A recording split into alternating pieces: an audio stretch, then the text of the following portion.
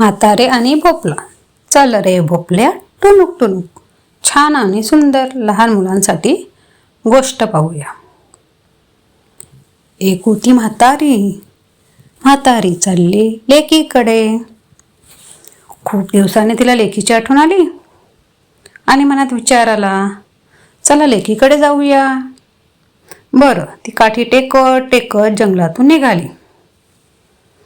पण जंगलात पोहोचली आणि पाहते तर काय, अरे बापरे, एक मोठा लांडगा.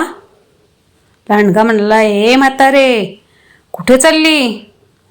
तुला आता मी खाणार. पण म्हातारी खूप शूर होती. ती घाबरली खरं मनातून, पण तिने लांडग्याला अजिबात दाखवलं नाही. ठीक आहे बाबा, खाणार तर खा. माझ्या अंगात तर काय आहेत हाडं आणि कुडे. पण मी चालले लेकीकडे. 4 दिवस राहणार, चांगली तूप रोटी खाणार, छान मस्त धष्टपुष्ट होणार आणि मग मला खा.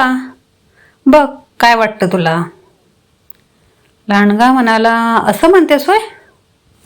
तर ठीक आहे, मग जा लेकीकडे जाऊन ये, लेकीला भेटून ये, पण परत यायचं हा.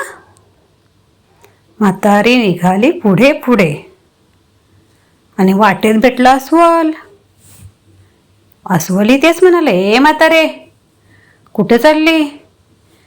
आता तुला मी खाणार. म्हातारी म्हणाली, मी बिचारी गरीब बाबडी, खाणार तर खा, पण माझ्या अंगात आता आहेत हाडं आणि कुडे. लेकीकडे जायचं म्हणते, 4 दिवस जाईन, तूप रोटी खाईन, मस्त जाडजूड होईन, लाडू पुरणपोळी भाजी भात खाऊन छान जाड होईन, आणि मग येताना तू मला खा. लांडगा विचार करू लागला, खरंच या म्हातारीच्या अंगात आता खाऊन तर काही भेटणार नाही. लांडगा म्हणतो, असं म्हणतेस होय, ठीक आहे, चल जा लेकीकडे जा, पण नक्की परत यायचं. म्हातारी मनात खुश. म्हातारी निघाली पुढे पुढे. हलू हलू चालत चालत म्हातारी काठी टेकत टेकत पोहोचली आपल्या लेकीच्या घरी. म्हातारीची लेकीने तिचे 4 दिवस खूप लाड केले. छान पुरण पोळी तूप रोटी भाजी भाकरी खाऊ घातली म्हातारीला, आणि म्हातारी झाली गोल मटोल.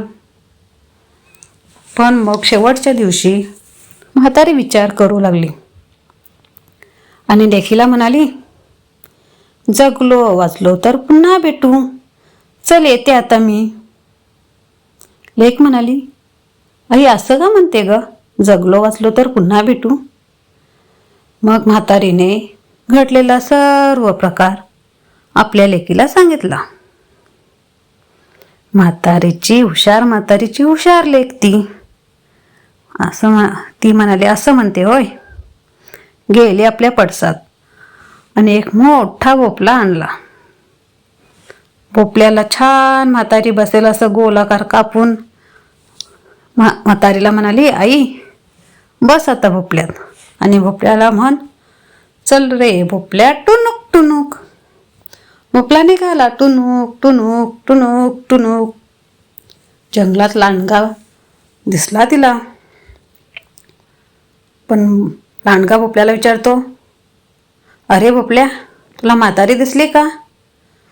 भोपळ्यातून आवाज आला, कुठली म्हातारी? मी नाही म्हातारीला बघितलं. आणि हळूच म्हणाली, चल रे भोपळ्या टुनुक टुनुक. आणि भोपळा निघाला पुढे पुढे.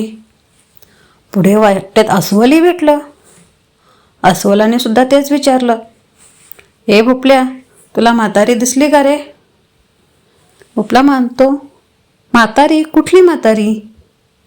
मग दोघांनी युक्ती लढवली. आतमध्ये नक्की म्हातारी असणार, आणि त्यांनी म्हातारीला बाहेर काढलं. काय म्हातारे, लबाडी करते का? आम्हाला फसून जात होती वाटते. नाही रे बाबड्यांनो, तुम्हाला फसून मी काय जाऊ.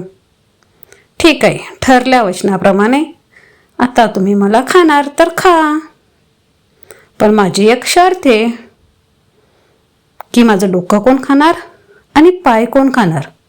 म्हातारी खूप हुशार होती हा. लांडगा म्हणतो, म्हणजे काय? मी तुला पहिल्यांदा पाहिलं, मी डोके खाणार. अस्वल म्हणतो, नाही नाही, मी डोके खाणार. लांडगा म्हणतो, अरे नाही, मी डोके खाणार.